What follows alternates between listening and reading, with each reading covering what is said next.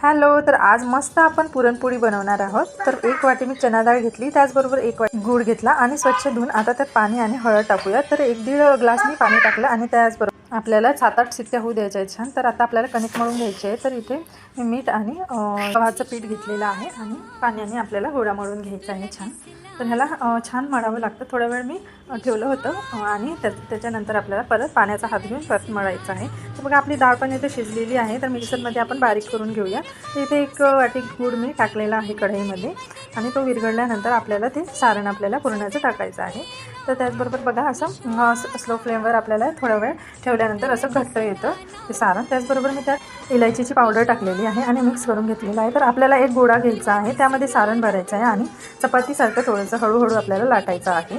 जास्त जोर देऊ नका, म्हणजे आपली पोळी मग तुटून जाईल। तर आपल्याला असं हळूवारपणे लाटायचं आहे आणि तव्यावर तूप टाकून आपल्याला ती पोळी शेकून घ्यायची आहे। तर बघा अशा प्रकारे आपल्याला पोळी शेकून घ्यायची आहे दोन्ही बाजूनी।